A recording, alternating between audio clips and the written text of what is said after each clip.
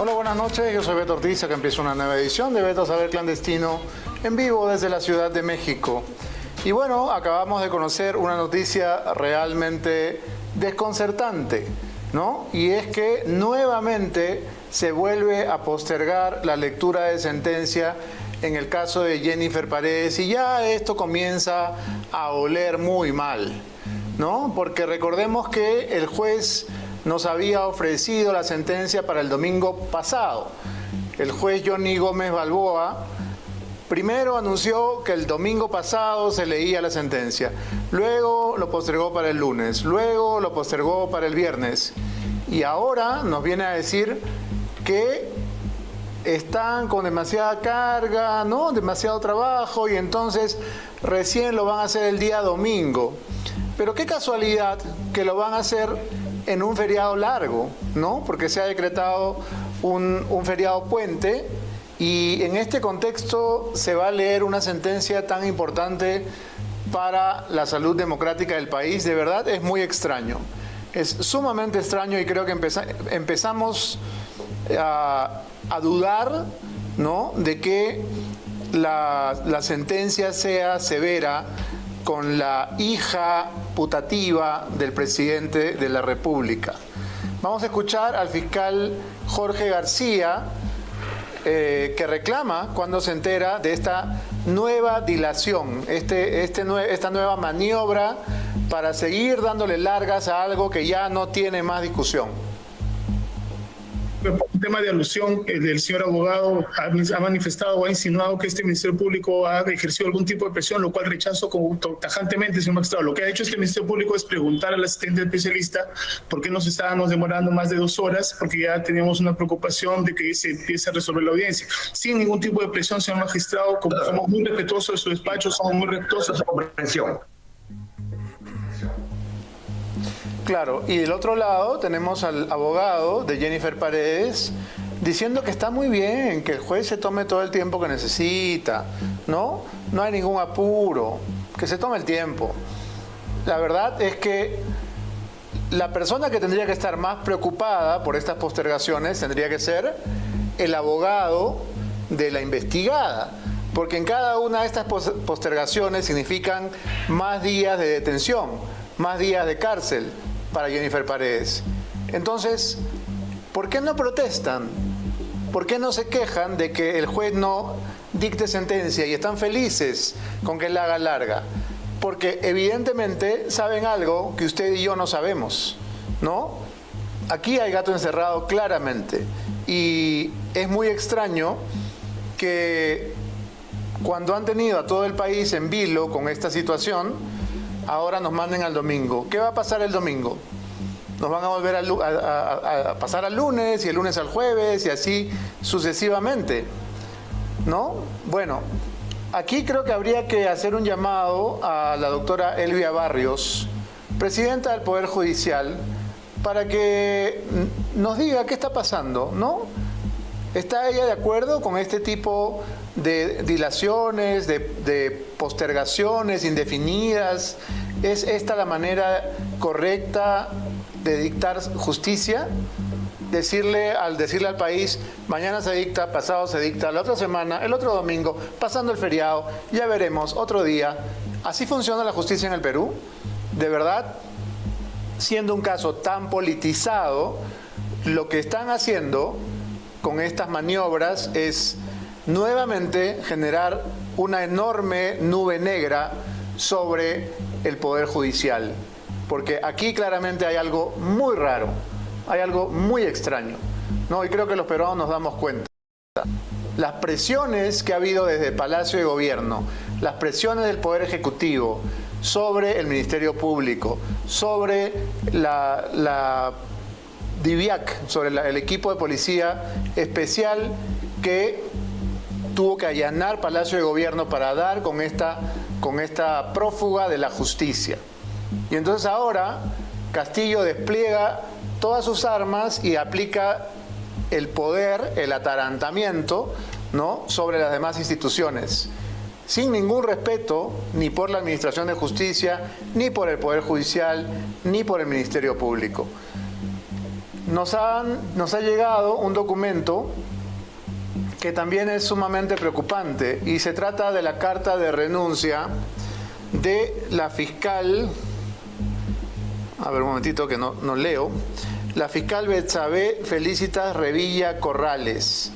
Ella envía esta carta hoy a la doctora Patricia Benavides, fiscal de la Nación, y dice: comunicarle mi decisión irrevocable de renunciar por razones estrictamente personales al cargo de fiscal adjunta suprema titular y fiscal suprema provincial de la Segunda Fiscalía Suprema Transitoria, especializada en delitos cometidos por funcionarios públicos, ¿no?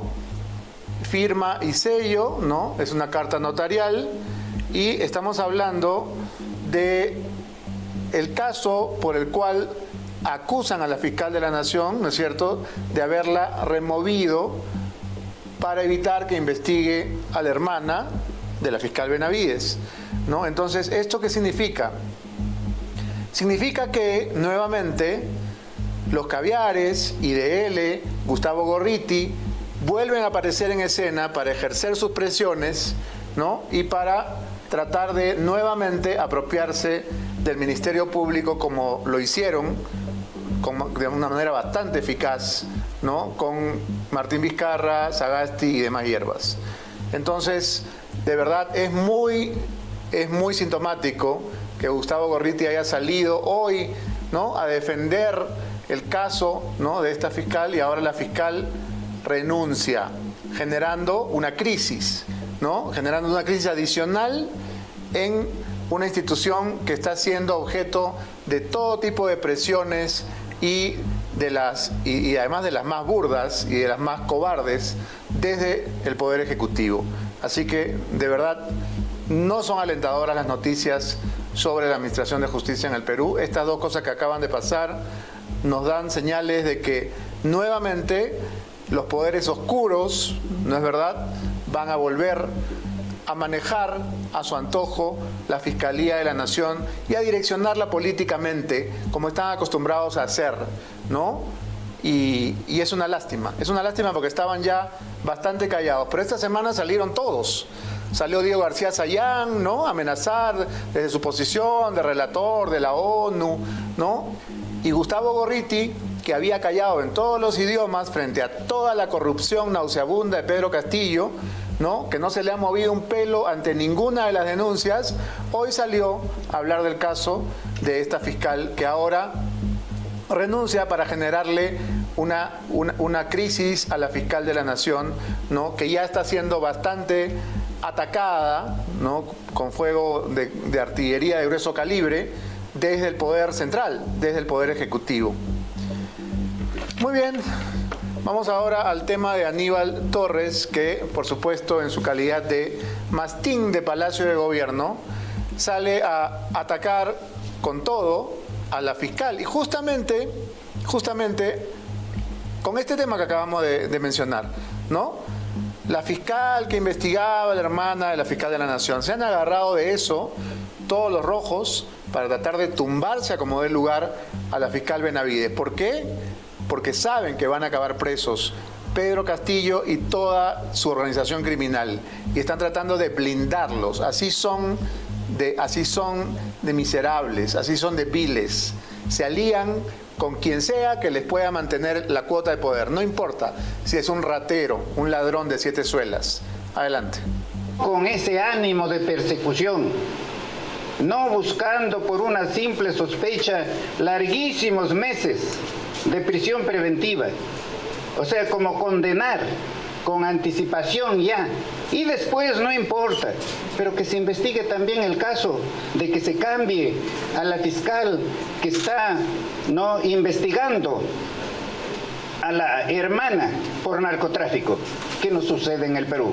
¿Por qué nos callamos eso? ¿Por qué no para otro que tiene sospecha de la comisión de un delito inmediatamente a la cárcel? ¿Y el narcotraficante? Narcotraficante es también el magistrado que cobra coimas para poner en libertad a los narcotraficantes. Bueno, ¿De qué narcotraficantes está hablando este señor, para empezar? ¿No? De narcotraficantes en abstracto, ¿no? De ese magistrado que cobra coimas, sí, y ese presidente que cobra coimas, ¿dónde me lo deja? ¿Ah? Yo no sé cómo los voceros de este gobierno putrefacto tienen cara de salir a hablar de corrupción, de salir a denunciar a ese magistrado que cobra, claro. Miren quién habla, ¿no? Miren quién habla. El hermanísimo, ¿no? El que se llena los bolsillos con millones de plata de los peruanos para favorecer a su hermano. Pero no le pasa nada, porque estamos en la República de la Impunidad. Él se sigue forrando de plata, sigue siendo un nuevo rico, un pituco nuevo, ¿no? Gracias a esta desgracia de gobierno. Pero bien, vamos ahora con Alejandro Sánchez, el dueño de la casa de Zarratea, que dice que imposible que él haya hecho esas donaciones, ¿no? Que él es consciente que los aportes tienen un tope, que él jamás podría haber donado 4 millones a la campaña de Pedro Castillo, que probablemente ahí se están consumiendo algún alucinógeno. Vamos a escuchar. Usted es parte de esto que se ha denominado el gabinete en la sombra, conocida como los chiclayanos. Yo no participo en un gabinete en la sombra. Yo vengo a aclarar eso. Está el señor Bruno Pacheco, el señor Samir y la señora Karelin.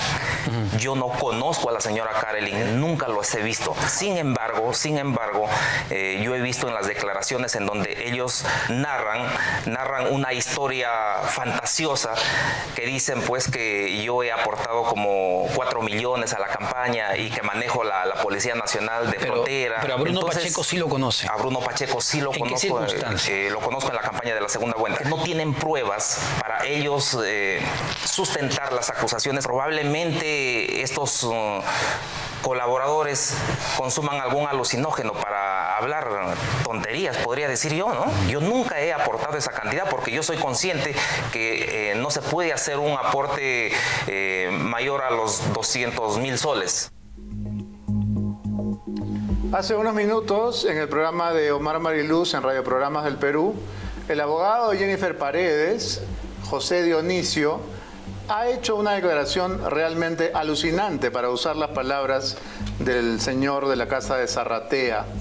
Ha dicho que en este momento hay muchas empresas que le están ofreciendo trabajo a Jennifer Paredes. Ah, qué bien, qué suerte, ¿no? Muchas empresas le ofrecen trabajo a una prófuga de la justicia que ahora está entre rejas, pero que va a sustentar, ¿no es cierto?, su arraigo laboral con muchas personas que le escriben a ofrecerle trabajo. ¿Qué les parece? Entonces vamos a darle tiempo para que le ofrezcan trabajo, para que la contraten, para que sustente arraigo laboral. Esta señorita que ni siquiera es capaz de mentir de manera uniforme y de decir un solo sueldo cada vez que le preguntan. Entonces a veces le preguntan y gana 1.500, a veces gana 2.000, a veces no se acuerda, ¿no? Esta mentirosa patológica que ahora va a salir a convencer al juez de que tiene un trabajo fijo, porque hay muchas empresas que le están ofreciendo trabajo. De otro lado, Guillermo Bermejo ha acudido a Palacio de Gobierno para sugerirle al presidente, ¿no? Es una sugerencia de Bermejo, la salida inmediata del ministro del Interior Willy Huerta y el comandante general de la policía, Luis Vera Llerena, ¿no? El argumento sería que ambas autoridades, Huerta y Vera, no están protegiendo a la familia del presidente. Imagínense ustedes, como si la labor de un ministro del Interior o de un comandante general de la policía fuera proteger a los parientes de Pedro Castillo, como si esa fuera su labor, su rol, ¿no?, constitucional. Esta teoría se refuerza si tenemos en cuenta que el comandante general ha declarado en varias oportunidades que la policía está para hacer cumplir lo que manda la Constitución y no para defender a la prima, a la cuñada, a la entenada, a la hijastra. Así que a ver si lo tenemos claro. Pero claro, ¿qué puede saber Guillermo Bermejo sobre policía, ¿no?, si él está más bien en el bando opuesto? Mariano González, exministro del Interior, ha declarado que la denuncia de Pedro Castillo contra el coronel Harvey Colchado es una modalidad de persecución política y él está intentando, dice, con esta denuncia, absolutamente desmesurada y abusiva de un presidente de la República contra un oficial de policía, ¿no? Está pretendiendo Castillo romper indirectamente el orden constitucional. Escuchemos. Me parece abusiva la denuncia del presidente en contra de Harvey Colchado y además pretende amedrentarlo a él y al equipo especial. El gobierno y Castillo estarían pretendiendo romper indirectamente el orden constitucional porque está vulnerando a otro poder, está desconociendo una resolución judicial, está desconociendo el trabajo de un ente autónomo como la Fiscalía de la Nación y prácticamente está él imponiéndose sobre otros poderes y entes autónomos. Coincidentemente, ella hace una amenaza a los policías en el momento que realiza su manifestación, su declaración ante la Fiscalía. Coincidencia, una semana después se presenta ese documento de denuncia en contra de Harvey Colchado, ¿no? Entonces, yo no creo que sea una coincidencia. Yo creo que lamentablemente es parte de una estrategia. Persecución política es lo que está haciendo hoy contra Harvey Colchado. Persecución política es lo que ha hecho contra la fiscal Patricia Benavides. Eso es persecución política, de pretender armarle todo un circo, digamos, respecto a situaciones que deben ser entendidas de otra manera. Tiene razón Mariano González cuando se refiere a la advertencia que le hizo Jennifer Paredes a los policías que la detenían, ¿se acuerdan? Le dijo, cuidado, que ya vienen los pases a retiro, ¿no? ¿A qué se refería? ¿A quién se refería? ¿A Harvey Colchado, el coronel de la DIVIAC? El que dirigió el allanamiento para buscarla cuando estaba atrincherada, parapetada, oculta en Palacio de Gobierno.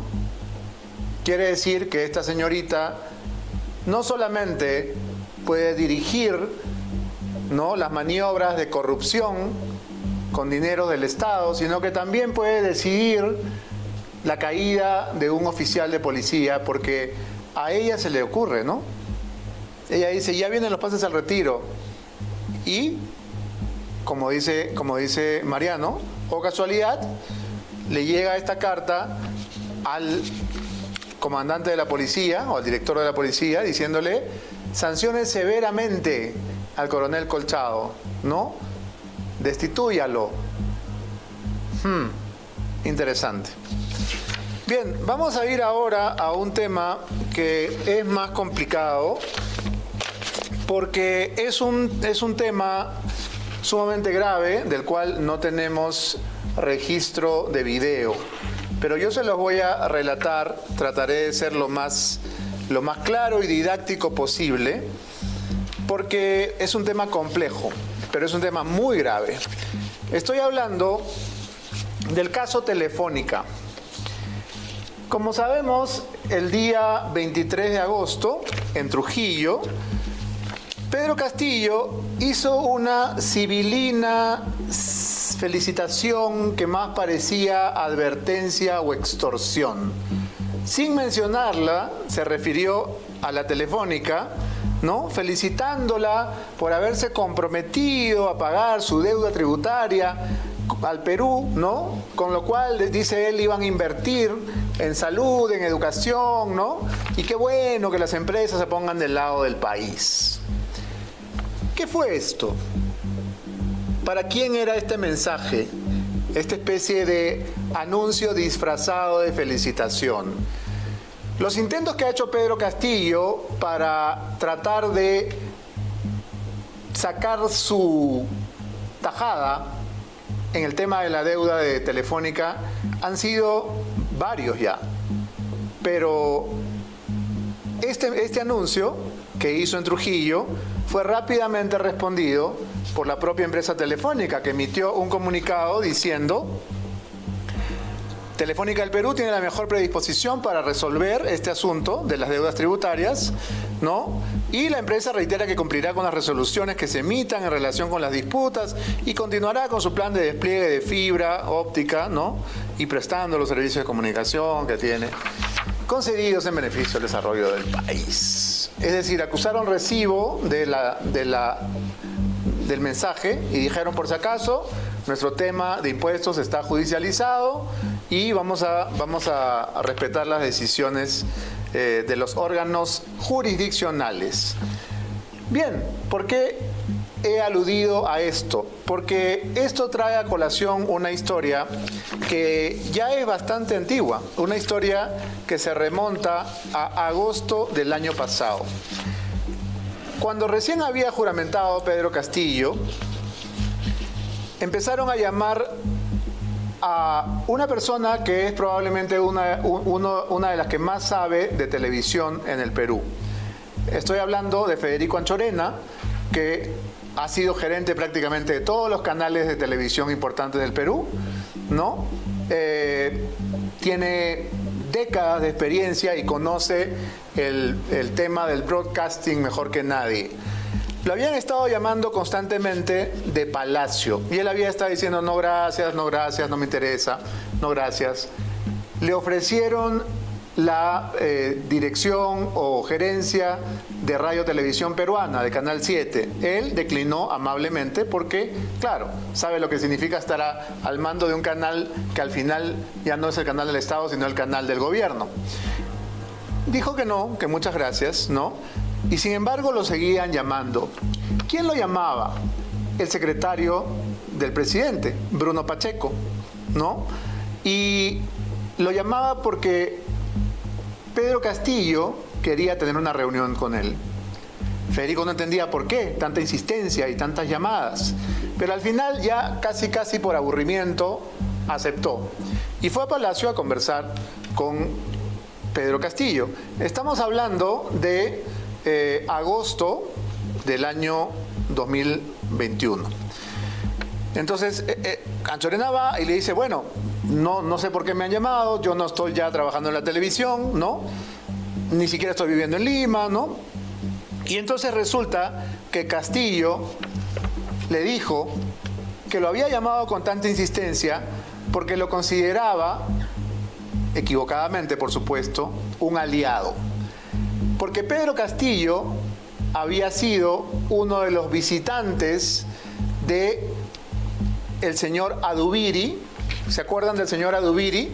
Walter Adubiri fue un líder antiminero en Puno, que luego se convirtió en presidente regional. Ahí lo tienen. Y en el año 2011, cuando yo conducía Buenos Días Perú, entrevisté a Walter Adubiri. Ahí están las imágenes. Entrevisté a Walter Adubiri y cuando terminaba mi entrevista, llegaron los agentes de seguridad del Estado a llevárselo preso. No sé si ustedes recuerdan ese incidente. Pues vino la policía, ¿no?, a llevarse detenido a Adubiri, que estaba requisitoriado por una serie de disturbios y delitos contra el orden público, porque, como ya dijimos, es un líder antiminero. Lo que hizo en ese momento Federico Anchorena, a la sazón gerente de Panamericana, fue pedirles amablemente a los señores de seguridad del Estado que mostraran cuál era la orden de detención, la orden judicial, o si acaso habían venido acompañados de un fiscal. Como no había orden de detención, ni había fiscal, Federico Anchorena le dijo a la policía, el señor Walter Adubiri es nuestro huésped, así que él se va a quedar aquí en Panamericana. Eso fue considerado por Pedro Castillo, por los aliados de Adubiri, ¿no?, por la gente de la izquierda, como una especie de gesto de protección. No lo era en absoluto, y me consta porque yo trabajaba en Panamericana en esa época. Lo que estaba haciendo Federico de alguna manera era generando un foco de interés en un canal que en ese momento estaba bastante de capa caída, ¿no? Entonces, esto se convirtió en una especie de reality, se convirtió en una noticia nacional. El entrevistado que se quedó a vivir en el canal de televisión porque las circunstancias así lo decidieron. Y entonces, efectivamente, Walter Adubiri y toda su corte, que eran decenas de personas que habían venido en una marcha de sacrificio desde Puno, acamparon en las instalaciones de Panamericana Televisión. se le concedió una oficina para que Adubiri viviera. No recuerdo ahora cuántos días vivió ahí, pero probablemente fue como una semana. Él y todo su ejército hicieron un campamento apache dentro de Panamericana, y todos los que trabajaban en esa época no me dejarán mentir, ¿no? Porque Adubiri prácticamente se instaló, prácticamente convirtió a Panamericana en la casa de sus seguidores, hasta que finalmente el problema se resolvió, o él se fue, o sabe Dios. ¿Por qué estoy contando todo esto? Porque Castillo, recordando aquel gesto de Federico Anchorena, lo consideraba un aliado y había puesto sus ojos en él para ser la cabeza de Radio Televisión Peruana, o algún tipo de asesor, o algún tipo de operador político, sabe Dios, ¿no? Entonces lo llama por esa razón, porque él se sentía agradecido, porque él había sido uno de los visitantes de Walter Adubiri en Panamericana Televisión.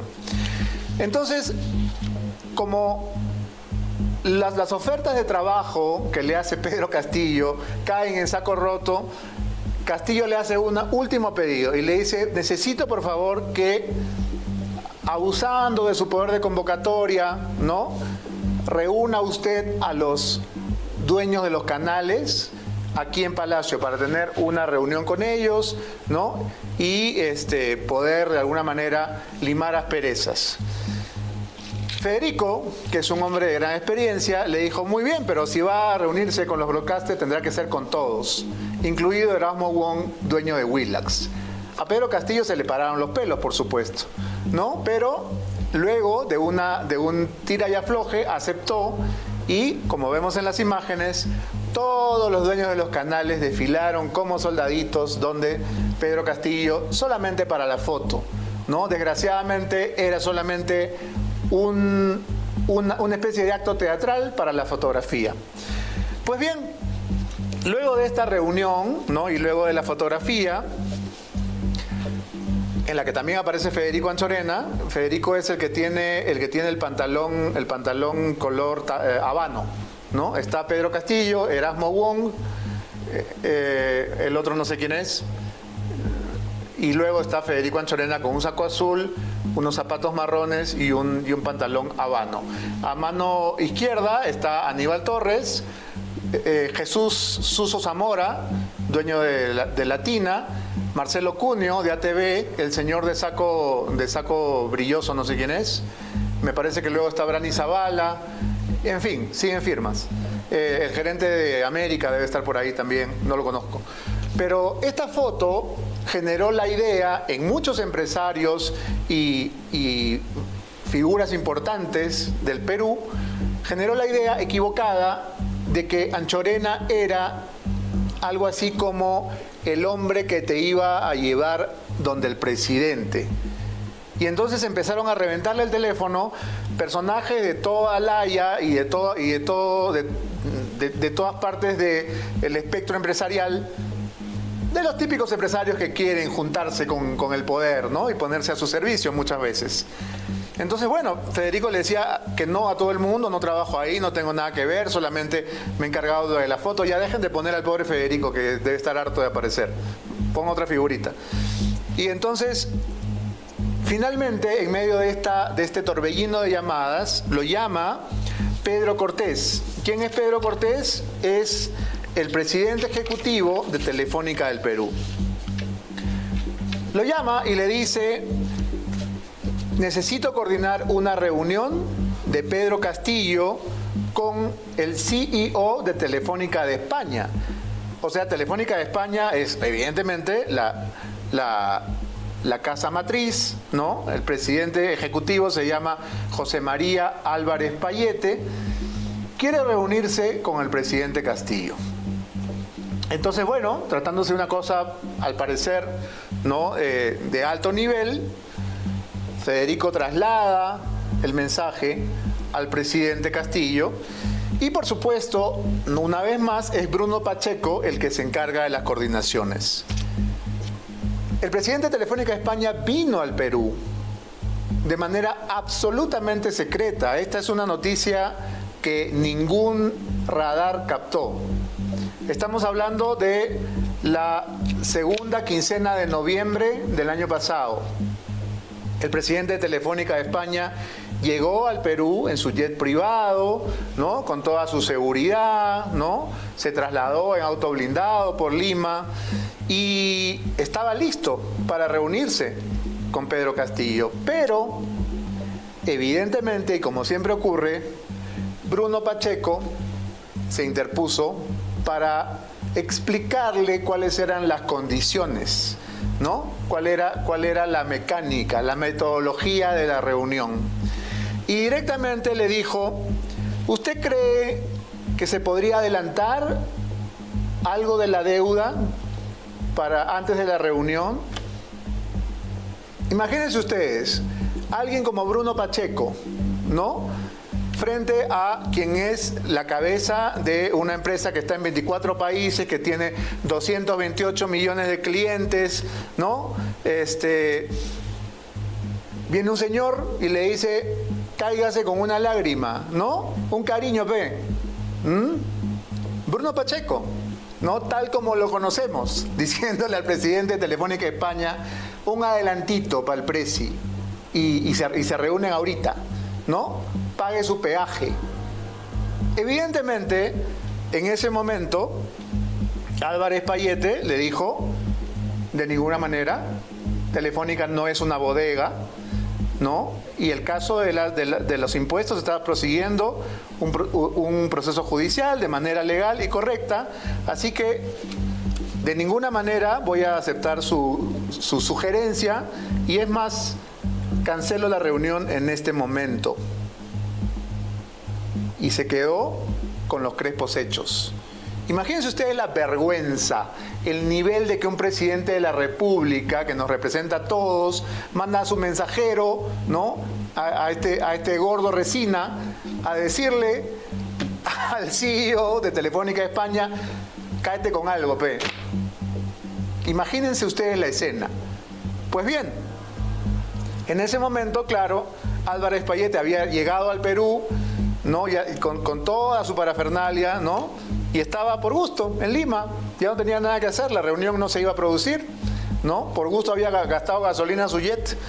Entonces, Anchorena llama a un amigo, que es Henry Mitrani, historiador, ¿no? Productor de televisión, de muchos documentales, productor, investigador de A la Vuelta de la Esquina, el exitoso programa de Gonzalete, ¿no es cierto?, sobre las historias de la ciudad, ¿no?, de documentales como Pacificum, etcétera, etcétera, y le dice, mira, está en Lima el señor Álvarez Payete, ¿por qué no lo guías? ¿Por qué no eres una especie de cicerone y le muestras la ciudad, tú que conoces tanto, ¿no? La historia de cada edificio y de cada farol de la ciudad, ¿por qué no lo paseas por la ciudad? Por supuesto, Henry aceptó y fue durante esos días el guía perfecto para este ejecutivo, y lo llevó, por supuesto, a probar las delicias culinarias del Perú, me imagino que a Costanera 700, a La Huaca, a Maido, ¿no? A que pruebe los anticuchos de Marta Palacios, ¿no? La mejor chef peruana en Panchita, en fin. Y entonces él se quedó encantado de la vida, ¿no? Y se regresó a su país después de unos días de comer y beber y probar nuestras delicias y pasear por Pachacamac, ¿no? Probablemente a la Gloria del Campo, qué sé yo. Pues bien, ¿por qué les he contado esta larga historia? Y es porque este es un caso que quienes investigan la corrupción, quienes investigan la organización criminal de Palacio, ¿no?, quienes han escuchado las confesiones, la colaboración eficaz de Bruno Pacheco, tendrán que preguntar ahora sobre este asunto. Porque Pedro Castillo está siendo sumamente insistente con viajar a España. Parece haberse olvidado que en la juramentación, ¿no?, en el 28 de julio del año pasado, tuvo el pésimo gusto de lanzarle indirectas al rey de España y decir que con la llegada de los españoles comenzó la discriminación, ¿no?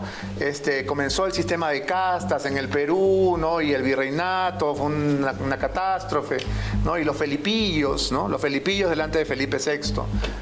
Un papelonazo lo que hizo en el primer discurso. Pero en todo caso, él está desesperado por ir a España. Y si ustedes miran las noticias, él siempre está anunciando que visitará España, que hará una gira por España. Juan Fernández Trigo, secretario del gobierno español, también ha dicho que en cualquier momento, ¿no?, habrá una visita oficial de Pedro Castillo, pero ya sabemos cuál es la razón, ya sabemos qué lo motiva. Él no está preocupado por cobrarle los impuestos a Telefónica.